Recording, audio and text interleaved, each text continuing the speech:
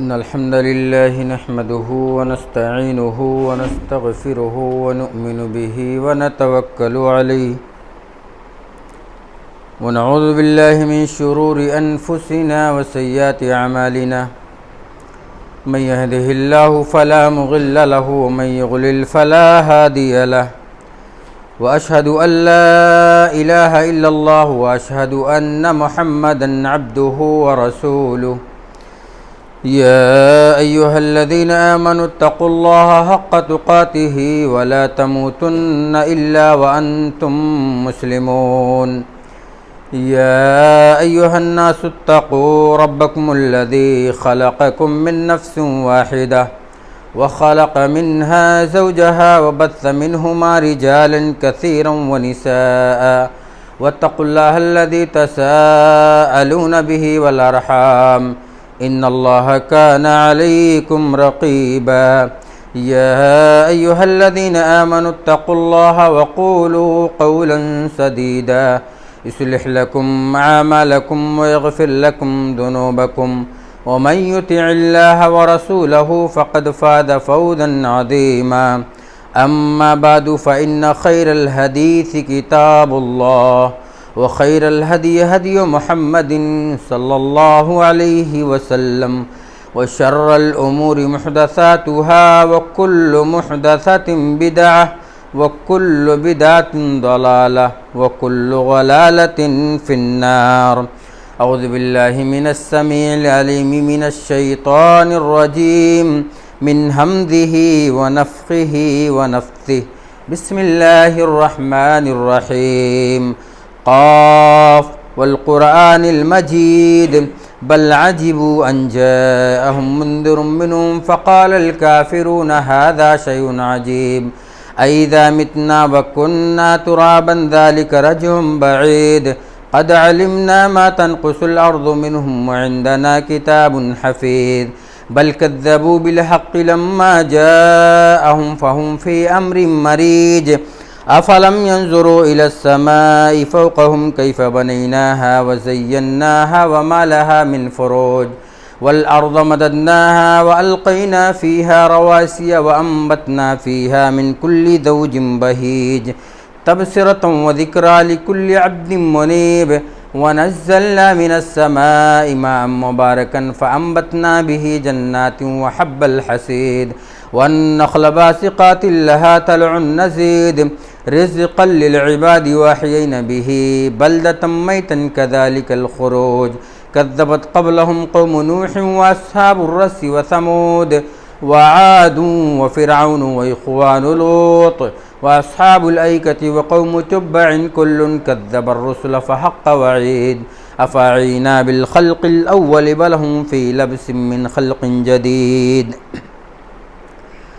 قال الله تبارك وتعالى في موضع آخر أعوذ بالله من الشيطان الرجيم بسم الله الرحمن الرحيم. من يطع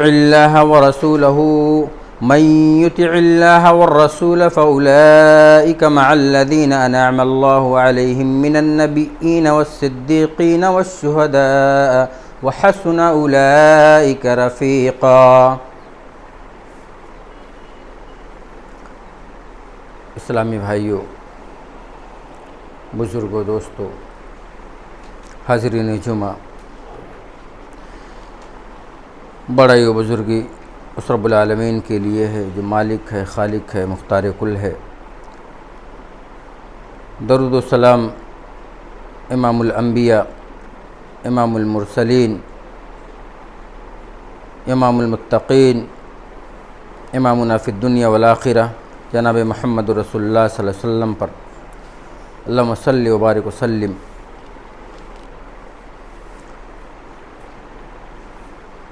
اسلامی بھائیوں،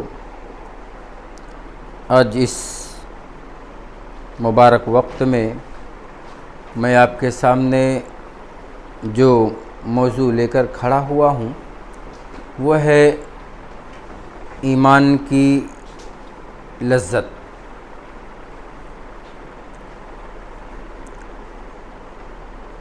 ایمان یہ انسان کی کامیابی و کامرانی کی بنیاد اور اساس ہے۔ ایک مومن کو اپنے دل کی طرف جھانکنا چاہیے، ایمان کی حلاوت، ایمان کی لذت اور اس کی مٹھاس کو محسوس کرنا چاہیے۔ اب سوال یہ ہے کہ اس سے کیا مراد ہے؟ ایمان کی لذت اور ایمان کی مٹھاس سے مراد کیا ہے؟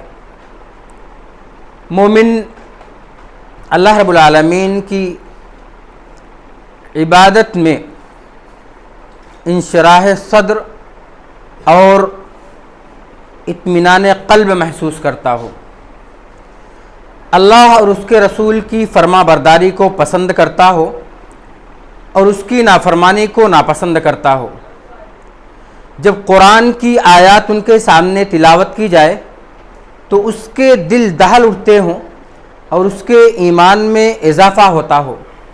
مومن اعمال صالحہ سے محبت کرتا ہے اور گناہوں سے نفرت کرتا ہے، اور خدا نخواستہ کبھی اس سے گناہ کا صدور ہو جائے تو اللہ رب العالمین سے معافیہ مانگتا ہے اور پھر اپنے کیے پر نادم اور شرمندہ ہوتا ہے۔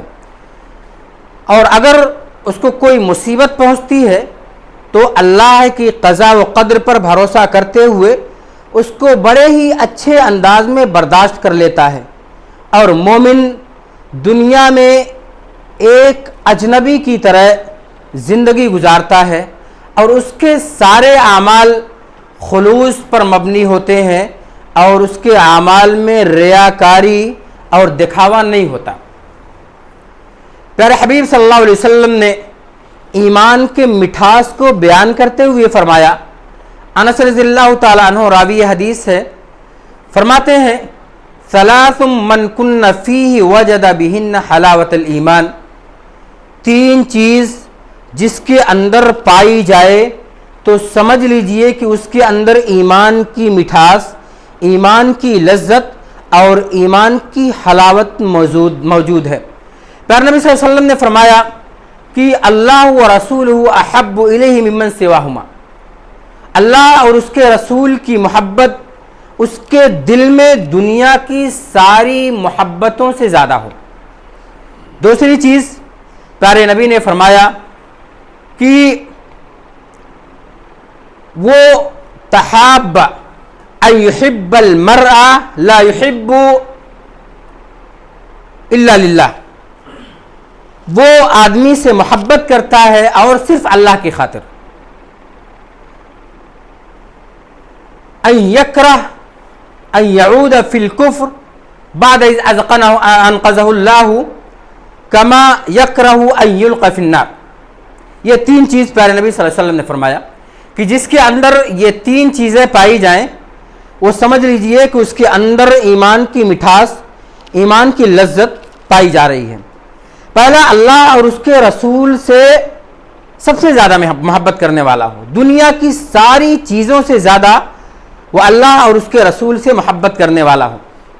اب سوال یہ ہے کہ کیا اگر اللہ اور اس کے رسول سے کم محبت کسی کے دل میں ہو اور دنیا کی ساری چیزوں سے محبت زیادہ ہو، مال و اولاد، اعزاء و اقارب اور ساری چیزوں کی محبت اس کے دل میں زیادہ ہو، اور پیارے نبی صلی اللہ علیہ وسلم کی محبت، اللہ کی محبت اس کے دل میں اس سے کم ہو، تو ایسی صورت میں کیا ہوگا اس کا؟ کیا اس کے اندر ایمان ہے یا نہیں ہے؟ اس کو ڈرنا چاہیے، اس کو خوف کھانا چاہیے کہ اگر اس کے اندر دنیا کے ساز و سامان کی محبت ہے لیکن اللہ اور اس کے رسول کی محبت اس سے کم ہے تو اس کو ڈرنا چاہیے کہیں اللہ کا عذاب اس پر نہ آ جائے۔ اللہ رب العالمین نے فرمایا قُلْ إِنْ كَانَ آبَاؤُكُمْ وَأَبْنَاؤُكُمْ وَإِخْوَانُكُمْ وَأَزْوَاجُكُمْ وَأَمْوَالٌ اقْتَرَفْتُمُوهَا وَتِجَارَةٌ تَخْشَوْنَ كَسَادَهَا وَمَسَاكِنَ تَرْضَوْنَهَا أَحَبُّ إِلَيْكُمْ مِنَ اللَّهِ وَرَسُولِهِ وجہاد فی سبیلی فتربصوا حتی یأتی اللہ بامرہ واللہ لا یہدی القوم الفاسقین. اللہ، غور کیجئے اس پہ، یہ غور کرنے والی یہ آیت ہے. اللہ نے فرمایا اس میں، سورۃ التوبہ کی آیت ہے، اللہ نے فرما دیا اگر تمہارے باپ، تمہارے بیٹے، تمہاری بیویاں، تمہارے بھائی، تمہارے مال اور تمہاری وہ تجارت جس کے ختم ہونے سے ڈرتے ہو، اور تمہارے وہ گھر جس میں تم سکونت اختیار کرتے ہو، اللہ اور اس کے رسول اور اس کے راستے میں جہاد کرنے سے زیادہ محبوب ہو جائیں تو اللہ کے عذاب کا انتظار کرو. اللہ فاسق قوموں کو ہدایت نہیں دیتا. یہ آیت کیا بتاتی ہے؟ یہ آیت ہمیں یہ بتا رہی ہے کہ ہم آگاہ ہو جائیں اور ہوشیار ہو جائیں. ہم مسلمان ہیں، الحمدللہ ہم مومن ہیں، اللہ اور اس کے رسول کو ماننے والے ہیں، اس میں کوئی شک نہیں. لیکن اپنے دل کی طرف جھانکیں، تھوڑا سا غور کریں کہ کیا ہمارے دل میں مال و اسباب سے زیادہ اللہ اور اس کے رسول کی محبت ہے؟ اگر ہے تو اللہ یہ ایمان کی لذت کو محسوس کریں، غور کریں، اس کی مٹھاس کو جانیں. اور اگر اللہ اور اس کے رسول کی محبت دنیاوی ساز و سامان پر مغلوب ہے تو اللہ ہم اپنے آپ کی فکر کر لیں اور اپنے ایمان کی فکر کر لیں. اپنے ایمان کی فکر کر لیں. اللہ ہمارے ایمان کو جانچتا ہے، ہمارے دل کی طرف دیکھتا ہے کہ ہمارے دل میں ایمان کتنا ہے. اور یقین مانیں اللہ اور اس کے رسول سے محبت ہم کرنے لگے، لیکن اللہ سے ہماری محبت کیسی ہونی چاہیے؟ اللہ رب العالمین نے خود فرمایا وَمِنَ النَّاسِ مَن يَتَّخِذُ مِن دُونِ اللَّهِ أَندَادًا يُحِبُّونَهُمْ كَحُبِّ اللَّهِ وَالَّذِينَ آمَنُوا أَشَدُّ حُبًّا لِلَّهِ. وہ لوگ جو اللہ کا شریک بناتے ہیں ان کے ساتھ ویسے ہی محبت کرتے ہیں جیسے مومن اللہ کے ساتھ محبت کرتا ہے. یہ محبت کا مطلب کیا ہے؟ یحبونہم کحب اللہ. محبت کا مطلب کیا ہے؟ محبت کا مطلب یہ ہے جو لوگ اللہ کے ساتھ شریک کرتے ہیں نا، وہ اللہ کے علاوہ اس کو مدد کے لیے پکارتے ہیں، اللہ کے علاوہ اس سے ڈرتے ہیں، اس سے نظر نیاز مانگتے ہیں، اس پر بھروسہ کرتے ہیں، اس سے ساری مشکلات کو حل کرواتے ہیں. اب یہ شرکا کی بات ہے جو اللہ کا شریک بناتے ہیں، ان کے ساتھ ایسا برتاؤ کرتے ہیں، ان کے محبت کی کیفیت ان کے ساتھ ایسا ہوا کرتی ہے. اور مومن کیا ہے؟ والذین آمنوا، جو لوگ ایمان لائے وہ اللہ کے ساتھ ایسے ہی محبت کرتے ہیں جیسے یہ لوگ کرتے ہیں اپنے شریکوں کے ساتھ. مومن بندہ جو ہوتا ہے اللہ کو مددگار سمجھتا ہے، اللہ کو مشکل کشا سمجھتا ہے، اللہ کے سامنے نظر و نیاز پیش کرتا ہے اور اللہ ہی پر بھروسہ کرتا ہے. اور جب یہ سارے مسائل اور یہ ساری کیفیات غیر اللہ کو چھوڑ کر صرف رب العالمین کے ساتھ ہوتا ہے تو یہی ایمان کی مٹھاس بن جاتی ہے، اور یہی ایمان کی لذت بن جاتی ہے، اور یہی ایمان کی حلاوت بن جاتی ہے. اور جب یہ ایک مومن بندے کے دل میں آ جاتا ہے تو یقیناً اس کی ترقی اور اس کے منازل کا کوئی مقابلہ نہیں کر سکتا، کوئی مقابلہ نہیں کر سکتا. اب سوال یہ ہے کہ اس کی علامات کیا ہونی چاہیے؟ کیسے ہم جانیں کہ ہم اللہ سے محبت کرتے ہیں؟ سب سے پہلی بات کہ ہماری زبان اللہ کے ذکر سے تر و تازہ ہو، ہم ہمیشہ رب العالمین کا ذکر کرتے رہیں. یا ایھا الذین آمنوا اذکروا اللہ ذکرا کثیرا وسبحوہ بکرۃ واصیلا. اے ایمان والو، صبح و شام اللہ رب العالمین کا ذکر کیا کرو اور اللہ رب العالمین کا زیادہ سے زیادہ ذکر کیا کرو. یہ کس نے کہا؟ اللہ رب العالمین خود فرماتے ہیں. ذکر سے مراد کیا ہے؟ ذکر سے مراد یہ ہے کہ اعمال صالحہ کیا جائے، عبادت کیا جائے اور نیک راستوں کی طرف لوگوں کو بلایا جائے، امر بالمعروف والنہی عن المنکر کیا جائے اور اللہ کی آیات کا ورد کیا جائے, پیارے نبی صلی اللہ علیہ وسلم کی احادیث کا مطالعہ کیا جائے اور اس کے مطابق سارے لوگوں کو اس کی طرف بلایا جائے, یہ ساری چیزیں اور اس کے علاوہ جو بھی نیکی کے راستے پر لے جانے والا عمل ہے وہ سارے کے سارے ذکر میں شامل ہیں, وہ سارے کے سارے ذکر میں شامل ہیں. اور اللہ کے قرآن کی تلاوت زیادہ سے زیادہ کیا جائے. وہ روایت جب دیکھتے ہیں کہ پیارے حبیب صلی اللہ علیہ وسلم جب ایک صحابی کو لشکر کا کمانڈر بنا کر کے بھیجتے ہیں, اس کے بعد وہ صحابی جب جاتے ہیں اور امامت کراتے ہیں, امامت کرانے کے درمیان ان کی آخری صورت جو ہوا کرتی تھی وہ قل هو اللہ احد کی تلاوت کیا کرتے تھے. صحابہ رسول پیارے نبی صلی اللہ علیہ وسلم کے پاس آتے ہیں اور شکایت کرتے ہیں کہ اللہ کے رسول صلی اللہ علیہ وسلم یہ تو جب بھی امامت کراتے ہیں تو قل هو اللہ احد پر جا کر کے ہی اپنی آیت کو مکمل کرتے ہیں. تو آپ صلی اللہ علیہ وسلم نے فرمایا سلوہ من ای شیء یصنع بذلک, آپ ان سے جا کر کے سوال کرو, سوال کر لیجئے آخر کس چیز نے انہیں اس چیز پر ابھارا. جا کر کے سوال کرتے ہیں تو کہتے ہیں کہ لأنها صفت الرحمن وأحب أن يقرأ بها یا اقرأ بها, میں اس سے محبت کرتا ہوں. کیوں؟ اس وجہ سے اس میں اللہ رب العالمین کی صفات کا ذکر ہے اور میں چاہتا ہوں کہ میں اس کو زیادہ سے زیادہ ذکر کروں. آپ صلی اللہ علیہ وسلم کے پاس آئے, لوگوں نے کہا ان سے بتا دو اس کی بنیاد پر یحبہ اللہ, اللہ رب العالمین اس سے محبت کرتا ہے. یہ کیا چیز تھی؟ یہ اللہ کے ذکر, اللہ کا ذکر. اس کی وجہ سے ایک مومن ایمان کی مٹھاس کو محسوس کر رہا ہے, اپنے دل میں اس کو جگہ دے رہا ہے. اور یہ کیوں پڑھ رہے ہیں صحابی رسول؟ اس وجہ سے کہ ان کے دل میں ایمان کی لذت ہے, ایمان کی مٹھاس ہے. اب سوال یہ ہے کہ کیا ہمارے اندر بھی ایمان کی مٹھاس ہے یا نہیں؟ اب کیا ہم اللہ کے رسول کی اتباع کرتے ہیں یا نہیں؟ دوسری علامت یہ ہے کیسے ہم محسوس کریں وہ نبی صلی اللہ علیہ وسلم کی اتباع کر کے. نبی کی اتباع, پہلی چیز اللہ کا ذکر, دوسرا نبی کی اتباع.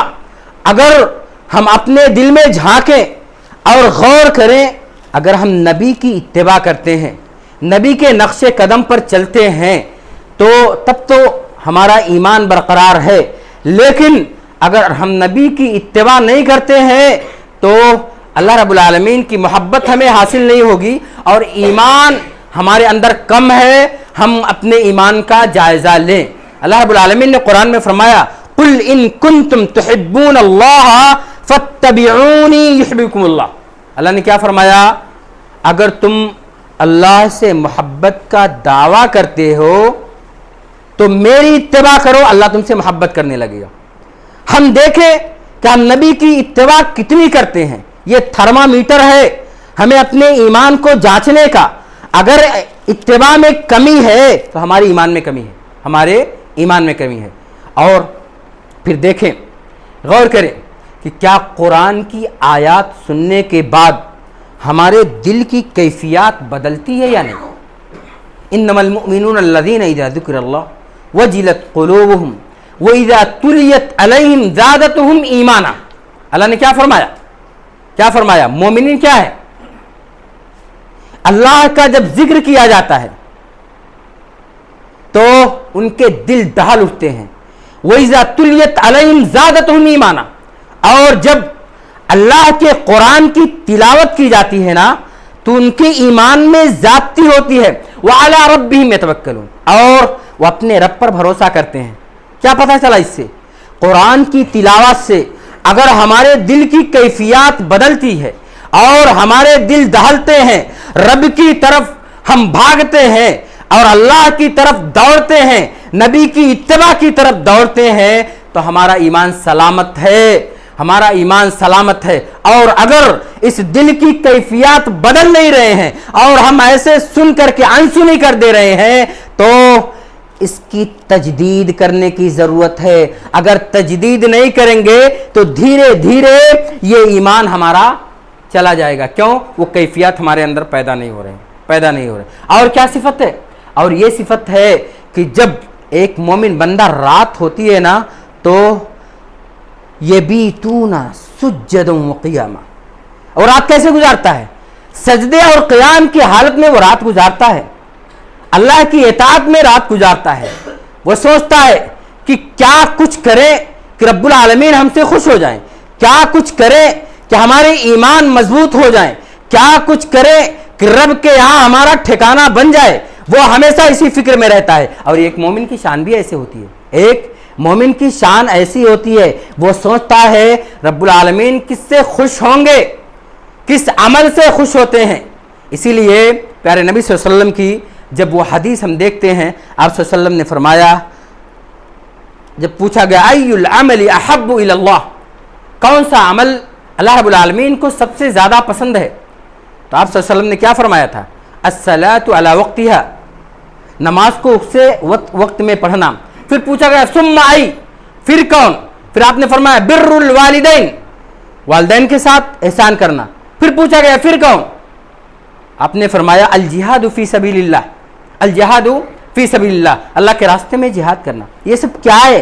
یہ سب وہ اعمال ہیں جس کی بنیاد پر ہم اپنے آپ کو پرکھ سکتے ہیں کہ ہماری اسلامی کیفیت اور ہمارا مومنانہ کیفیت کیا ہے. اسے ہم پرکھ سکتے ہیں. دوسری چیز جو پیارے نبی صلی اللہ علیہ وسلم نے فرمایا ان یحب المرء لا یحب الا للہ، آدمی صرف اللہ رب العالمین کی خاطر ہی محبت کرتا ہے، محبت کرتا ہے صرف اللہ کی خاطر. اور روایت میں پیش کروں، ادریس الخولانی معاذ بن جبل رضی اللہ تعالیٰ عنہ کے پاس جاتے ہیں اور کہتے ہیں کہ میں اللہ کی خاطر تم سے محبت کرتا ہوں.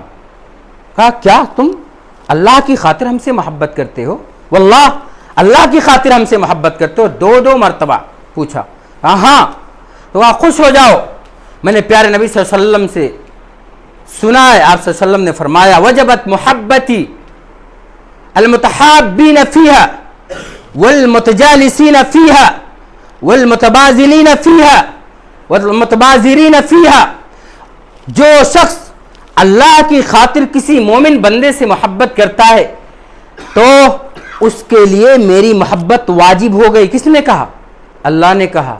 کس سے کہا؟